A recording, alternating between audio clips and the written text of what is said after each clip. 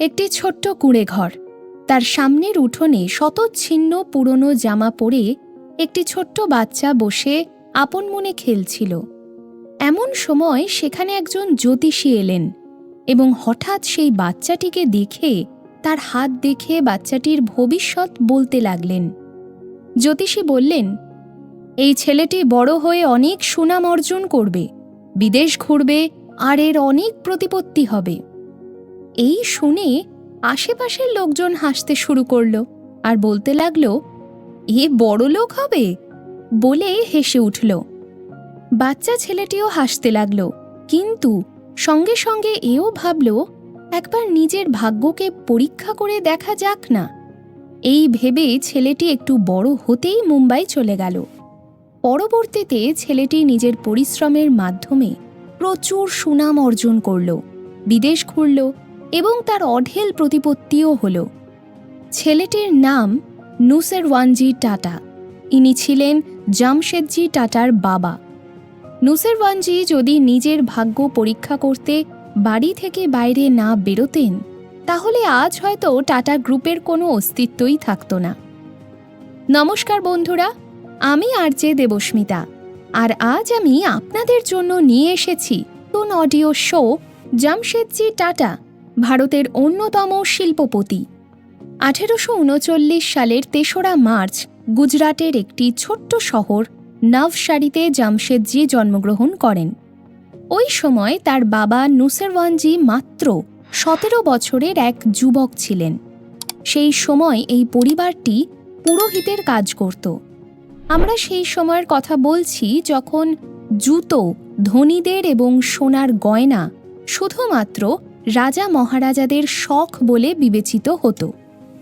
সমাজের নাগপাশ ছিন্ন করে এক অচেনা অজানা শহরে নিজের ব্যবসা শুরু করা তখন কোনো সাধারণ ব্যাপার ছিল না। এমতাবস্থায় সেই ভবিষ্যৎবাণী তো শুধুমাত্র একটা অজুহাত ছিল। আদতে নুসেরওয়ানজি নিজের সন্তানকে উপযুক্ত শিক্ষা ও সুন্দর ভবিষ্যৎ উপহার করতে চেয়েছিলেন। এই জন্য মাত্র 20 বছর বয়সে তিনি নিজের স্ত্রী জীবনবাই ও পুত্র জামশেদজিকে নিয়ে মুম্বাই চলে আসেন। মুম্বাইতে নুসেরওয়ানজি কটন এক্সপোর্টের কাজ শুরু করেন। এই ব্যবসায় যেটুকু লাভ হতো তা তিনি জামশেদজির পড়াশুনো ও সংসার খরচের পেছনে ব্যয় করে ফেলতেন। জামশেদজি সেই সময় ইংরেজিও শিখেছিলেন। যদিও নুসেরওয়ানজি স্কুলের ফিস দিতে সক্ষম ছিলেন, তবুও বেশিরভাগ সময় জামশেদজির মেধার কারণে তার ফিস মুকুব হয়ে যেত। জামশেদজি এরপর এলফিনস্টন কলেজে ভর্তি হন এবং নিজের পড়াশুনো চলাকালীনই তিনি হীরাবাই ডাবুর সঙ্গে বিবাহ বন্ধনে আবদ্ধ হন। তখন বাল্যবিবাহ অত্যন্ত সাধারণ ব্যাপার ছিল, বা বলা যায় সবাই বাল্যবিবাহই করতেন। পড়াশুনো শেষ করার পর জামশেদজি বাবার ব্যবসায় ঢুকে পড়েন, কিন্তু তিনি সেই ছোট্ট ব্যবসাটিকে অনেক বড় করতে চাইতেন। নিজের শিক্ষার দ্বারা তিনি আরও বড় কিছু করার ভাবনা চিন্তা করতেন। আর এই কথাটা একদিন তিনি তার বাবাকে বললেন। জামশেদজি বললেন, বাবা, আমার মনে হয় আমাদের ব্যবসাটা আরও বড় করা উচিত। নুসেরওয়ানজি বললেন, হ্যাঁ, আমি কিছু পরিকল্পনাও করে রেখেছি, কিন্তু তুমি কি সেটা করবে? জামশেদজি বললেন, হ্যাঁ বাবা, তুমি আমাকে একটা সুযোগ তো অন্তত দাও। নুসেরওয়ানজি বললেন, আমি ভাবছিলাম তুমি হংকং গিয়ে আমাদের ব্যবসাটাকে আরও বড় করে তোলো। জামশেদজি উত্তর দিলেন, নিশ্চয়ই বাবা, আমি আপনাকে একদম নিরাশ করব না। এরপর 1858 সালে এক 20 বছরের যুবক বেরিয়ে পড়ল হংকংয়ের উদ্দেশ্যে। একদম নিজের বাবার মতো স্ত্রী হীরাবাই ও পুত্র দুরাবজিকে নিয়ে তিনি চললেন এক নতুন আগামীর উদ্দেশ্যে। সেখানে পৌঁছে তিনি খুব তাড়াতাড়ি নিজের একটি কোম্পানি প্রতিষ্ঠা করলেন। সেই কোম্পানি চীনে তুলো ও আফিম রপ্তানি করত এবং তার বিনিময়ে ভারতে চা পাতা, দারুচিনি, রেশম, বস্ত্র, চিনি ও সোনা আমদানি করত। আফিমের নাম শুনে চমকাবেন না, সেই সময় গৃহযুদ্ধ চলছিল। যুদ্ধে আহত সৈনিকদের যন্ত্রণা থেকে মুক্তি দিয়ে আবার লড়াই করার জন্য প্রস্তুত করতে তাদের আফিম খাওয়ানো হতো। তখন এটা বেআইনি তো ছিলই না, বরং এর চাহিদা ছিল প্রচুর। 1861 সালে জামশেদজি দেখলেন ইংল্যান্ড, যা কিনা আমেরিকা থেকে তুলো আমদানি করত, সেই আমদানি গৃহযুদ্ধের ফলে বন্ধ হয়ে যায় এবং তিনি এখানে একটি নতুন সুযোগ দেখতে পান। জামশেদজি ভারত থেকে ইংল্যান্ডে দ্বিগুণ দামে তুলো রপ্তানি করতে শুরু করলেন এবং তার ব্যবসা এতটাই বড় হতে লাগল যে তিনি 1864 সালে ব্যবসার জন্য পাকাপাকিভাবে লন্ডনে গিয়ে বসবাস করতে শুরু করেন। উনি তখন এটাই ভাবতে শুরু করেছিলেন যে তিনি তার বাবাকে দেওয়া কথা রাখতে পেরেছেন। এমন সময় 1865 সালে আমেরিকার গৃহযুদ্ধ বন্ধ হয়ে যায় এবং ইংল্যান্ড পুনরায় আমেরিকার থেকে সস্তায় তুলো কিনতে শুরু করে। প্রথমার্ধে জামশেদজির কোম্পানিতে লোকসান হতে শুরু করে, বিনিয়োগকারীরা পয়সার তাগাদা করতে শুরু করে। জামশেদজি সবাইকে আশ্বাস দেন তিনি সবার টাকা ফিরিয়ে দেবেন এবং বিনিয়োগকারীদের পরামর্শ অনুযায়ী নিজের কোম্পানিতেই লিকুইডেটর হিসেবে 20 পাউন্ড স্যালারির বিনিময়ে কাজ করা শুরু করেন। ওদিকে মুম্বাইতেও ব্যবসায়ীদের অবস্থা খারাপ হয়ে গিয়েছিল। কিছু তুলো ব্যবসায়ীরা তো আত্মহত্যাও করতে বাধ্য হয়েছিল। কিন্তু নুসেরওয়ানজি টাকা পয়সার চেয়েও বেশি মানুষের বিশ্বাসকে বজায় রাখতে চেয়েছিলেন এবং তাই তিনি মুম্বাইতে নিজের সমস্ত সম্পত্তি বিক্রি করে বিনিয়োগকারীদের সব টাকা ফেরত দিয়ে দেন। টাটা পরিবার নিঃস্ব হয়ে গিয়েছিল, কিন্তু তাদের সঙ্গে ছিল শুধুই অভিজ্ঞতা, আর অভিজ্ঞতার শক্তি ভাগ্যরেখাকেও পরিবর্তন করতে পারে। জামশেদজি নামের আগুনের ফুলকি খুব শীঘ্রই আগ্নেয়গিরিতে রূপান্তরিত হতে চলেছিল, আর সেই আগ্নেয়গিরি এবার ব্যবসা নয় বরং বিজনেস শুরু করতে চলেছিল। গুজরাটের মতো একটি ছোট্ট রাজ্য থেকে এসে জামশেদজি কিভাবে ভারতের শীর্ষ ব্যবসায়ী হয়ে উঠলেন? আগুনে পুড়ে সব কিছু ধ্বংস হয়ে যাওয়ার পরেও কিভাবে তিনি তার দিকে ভাগ্যের চাকা ঘুরিয়ে টাটার মতো সাম্রাজ্য তৈরি করেছিলেন? এই সব প্রশ্নের উত্তর নিয়ে এবং জামশেদজি টাটা ও টাটা কোম্পানি সম্পর্কে প্রেরণামূলক কাহিনী সম্পর্কে জানতে আপনাদের শুনতে হবে পরবর্তী পর্বগুলি। The country has the steel, has the gold. বিখ্যাত ব্রিটিশ ঐতিহাসিক ও দার্শনিক থমাস কার্লাইন এই কথাটি বলেছিলেন। যখন জামশেদজি ইংল্যান্ডে ছিলেন তখন তিনি একবার ম্যানচেস্টারে থমাসের বক্তব্য শোনার সুযোগ পেয়েছিলেন, যেখানে থমাস বলেছিলেন, যেই দেশের কাছে লোহা আছে তার কাছে সোনা আছে। এই একটি লাইনের দ্বারা জামশেদজি অত্যন্ত প্রভাবিত হয়েছিলেন এবং সেই লাইনটিকে নিজের ডায়েরিতে লিখে রেখেছিলেন। হয়তো তখনও জানতেন না যে এই একটি লাইন আগামী দিনগুলিতে তার এবং সমগ্র ভারতবাসীর জীবন বদলাতে চলেছে। আমেরিকান গৃহযুদ্ধের শেষ হওয়ার পর তুলোর ব্যবসা একেবারে বন্ধ হয়ে গিয়েছিল। প্রথম ব্যবসাতেই জামশেদজি এবং তার পরিবার এক বিশাল আর্থিক ক্ষতির সম্মুখীন হয়েছিলেন। তুলোর ব্যবসার সমস্ত বকেয়া মেটানোর জন্য তাকে নিজের বাড়ি এবং সমস্ত জমি বিক্রি করতে হয়েছিল। এবার প্রত্যেকটি পদক্ষেপ অত্যন্ত সাবধানে নেওয়া প্রয়োজন ছিল। মানুষ নিজের ভুল থেকেই তো শিক্ষা নেয়। জামশেদজিও শিক্ষা পেয়ে গিয়েছিলেন। এবার তিনি স্থির করলেন যে তিনি ম্যানুফ্যাকচারিং ব্যবসায় প্রবেশ করবেন।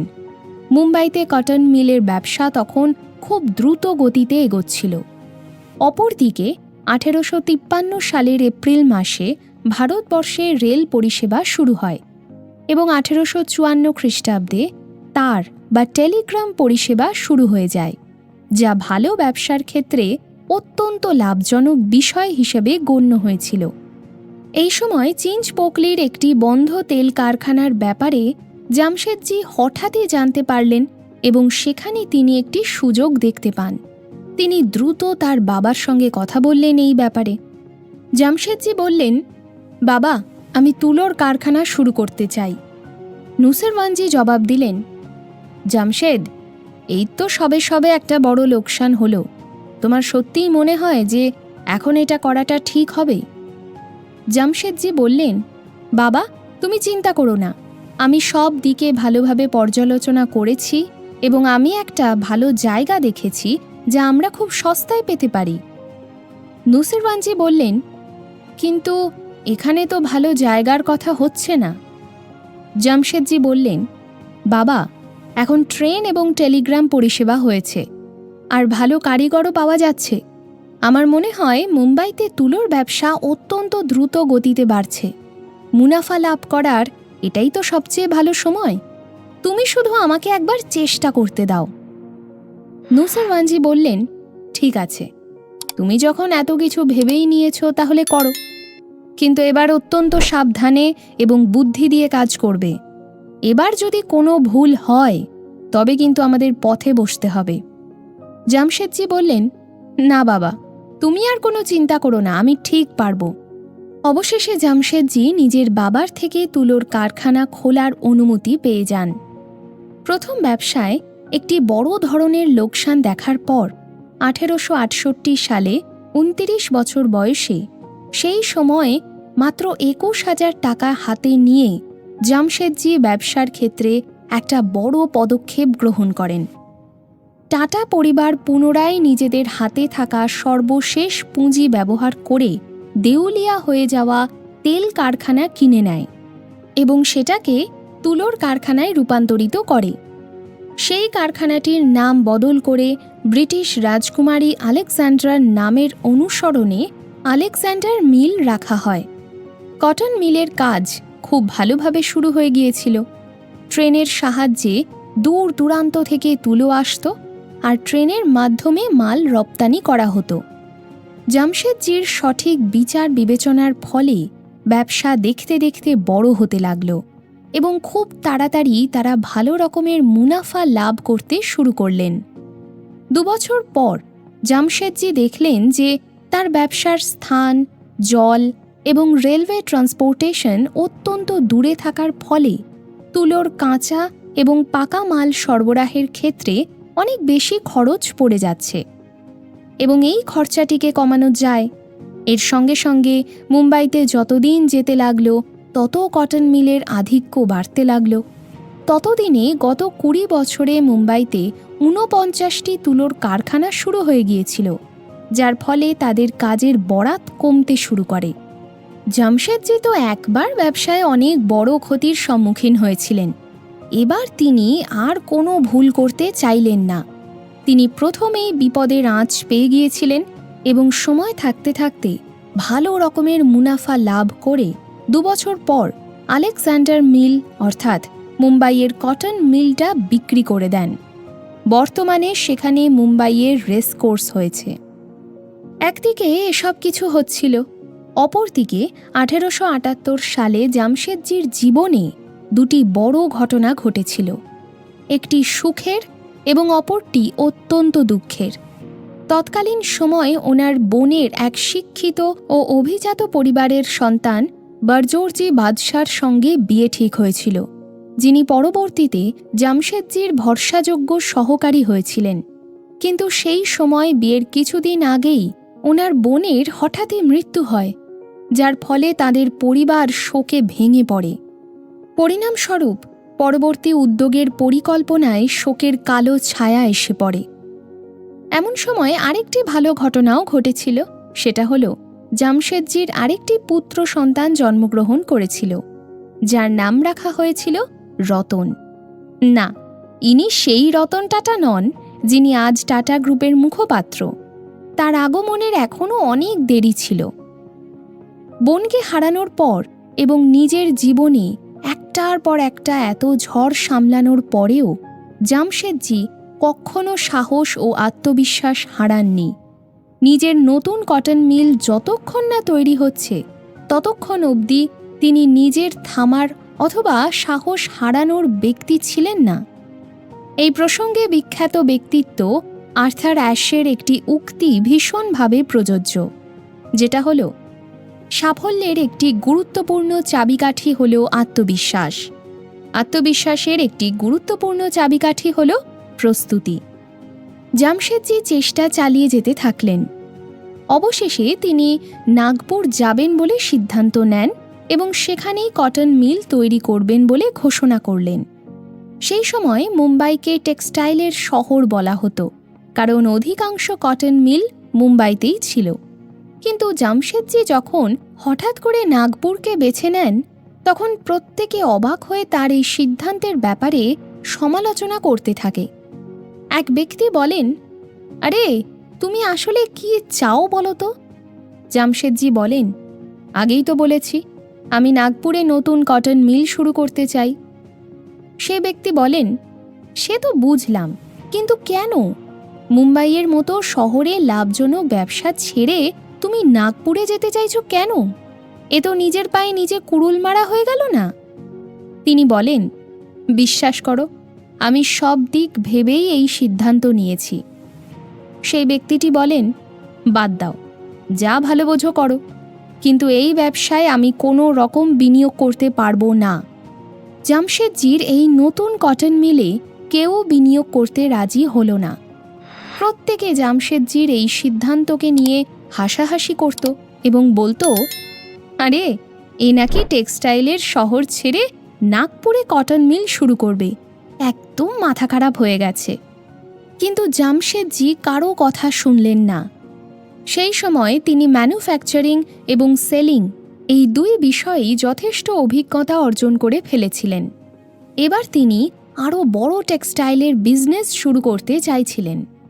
উনি নাগপুরে একটা জায়গা দেখলেন।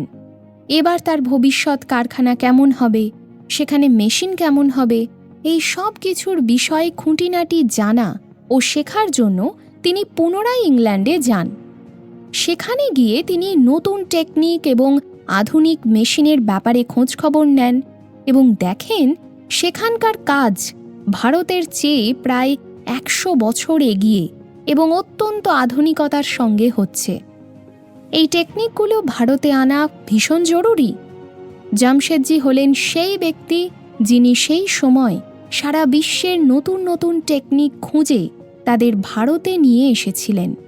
অবশেষে কতিপয় ব্যক্তি যারা জামশেদজিকে ভরসা করতেন, তারা তার ব্যবসায় বিনিয়োগ করেন এবং সমস্ত বাধা অতিক্রম করে 1874 সালে জামশেদজি নাগপুরে নিজের নতুন কটন মিল চালু করতে সক্ষম হন।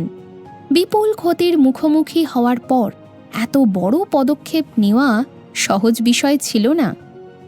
কিন্তু জামশেদজি সাহস করে এগিয়েছিলেন এবং সফল হয়েছিলেন। কথায় আছে না, চেষ্টা করে যাও, সফলতা আসবেই। যাই হোক, কটন মিল তো শুরু হয়ে গেল, কিন্তু সহজ জীবনযাপন জামশেদজির ভাগ্যে ছিল না। এই মিল শুরু করার আগে ও পরে তাকে প্রচুর বাধার সম্মুখীন হতে হয়, এমনকি সেই কারখানায় আগুন অবধিও লেগে যায়। এমতাবস্থায় কিভাবে ফের ঘুরে দাঁড়িয়েছিলেন তিনি, জানতে হলে শুনতেই হবে পরবর্তী পর্বটি।